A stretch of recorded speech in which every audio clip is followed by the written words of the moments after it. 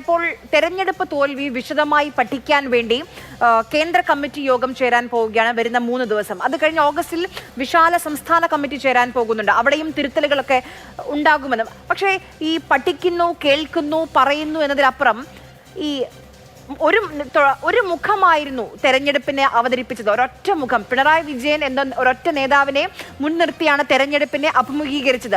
ജനം അത് തിരസ്കരിച്ചു. അത് പിണറായി വിജയൻ എന്ന നേതാവിനെ കൂടിയാണ് അവർ തിരസ്കരിച്ചത്. അപ്പോൾ പ്രതിപക്ഷ നേതൃസ്ഥാനത്ത് അദ്ദേഹം വീണ്ടും വരുമ്പോൾ ജനം നോ പറഞ്ഞ ഒരാളാണ് വീണ്ടും നയിക്കുന്നത്. അത് പാർട്ടി തിരിച്ചറിയുന്നുണ്ടോ? അല്ല, പാർട്ടി തിരിച്ചറിയേണ്ടതായ ഒരു വസ്തുത, ഒരു പ്രാഥമികമായ വസ്തുത പിണറായി വിജയനോടുള്ള ഈ എതിർപ്പ് അല്ലെങ്കിൽ അസംതൃപ്തി തന്നെയാണ്.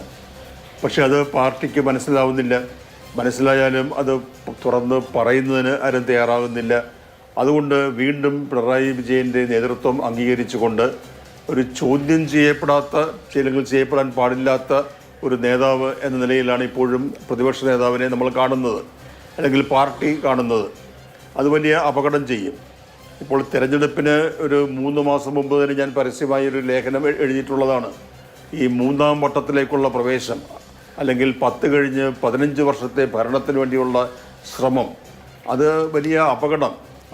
അത് പിണറായി ആയതുകൊണ്ടോ LDF ആയതുകൊണ്ടോ CPM ആയതുകൊണ്ടോ അല്ല പറയുന്നത്. നമ്മുടെ ജനാധിപത്യത്തിൽ ഈ ഭരണം എന്ന് പറയുന്നത് ഹ്രസ്വകാലത്തേക്കാവണം. ഇപ്പോൾ അമേരിക്കൻ പ്രസിഡന്റിൻ്റെ കാലാവധി എത്രയാണ്? 4 വർഷമാണ്. ഒന്നുകൂടി ജയിക്കാൻ അവസരം കൊടുക്കുന്നുണ്ട് മത്സരിക്കാൻ, എങ്കിൽ അത് ഒരു 4 കൂടി, അപ്പോഴും 8 വർഷമേ ഉള്ളൂ. അതിന് പകരം 5, 10, 15 പിന്നെയും അപ്പുറത്തേക്ക് ഈ ആജീവനാന്ത അധികാരം എന്ന് പറയുന്നത്, അത് കമ്മ്യൂണിസ്റ്റുകളുടെ ഒരു പാർട്ടിയുടെയൊക്കെ ഒരു രീതിയായിരിക്കാം അത്. പക്ഷേ നമ്മുടെ പാർലമെൻ്ററി ജനാധിപത്യത്തിൽ അത് വലിയ അപകടത്തിന് കാരണമാകും. അതുകൊണ്ട് ഇവിടെ കഴിഞ്ഞ എത്രയോ വർഷങ്ങളായി VS ജീവിച്ചിരുന്ന കാലത്ത് പോലും അതൊക്കെ ഉൾപ്പെടെ എല്ലാം പാർട്ടി എന്ന് പറഞ്ഞാൽ അത് ഒരാൾ. പണ്ട് നമ്മൾ അടിയന്തരാവസ്ഥയ്ക്ക് മുമ്പ് കേട്ടില്ലേ, Indira is India, India is Indira എന്ന് പറയുന്ന ആ അവസ്ഥയിലാണ് ഇപ്പോൾ കേരളത്തിൽ. CPM എന്ന് പറഞ്ഞാൽ പിണറായി, പിണറായി എന്ന് പറഞ്ഞാൽ CPM. അദ്ദേഹത്തോടുള്ള എല്ലാ ബഹുമാനവും നിലനിർത്തിക്കൊണ്ട് തന്നെയാണ് പറയുന്നത്. അത് അദ്ദേഹത്തിനും ഗുണം ചെയ്യില്ല, പാർട്ടിക്കും ഗുണം ചെയ്യില്ല, സംസ്ഥാനത്തിനും ഗുണം ചെയ്യില്ല.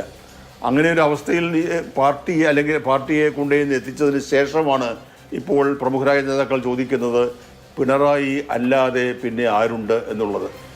അങ്ങനെ ഒരു മുദ്രാവാക്യം ഇലക്ഷൻ കാലത്ത് നമ്മൾ കണ്ടു, ഈ ഹോർഡിങ്ങിലെല്ലാം. അത് ജനങ്ങൾ നിരാകരിച്ച മുദ്രാവാക്യമാണ്.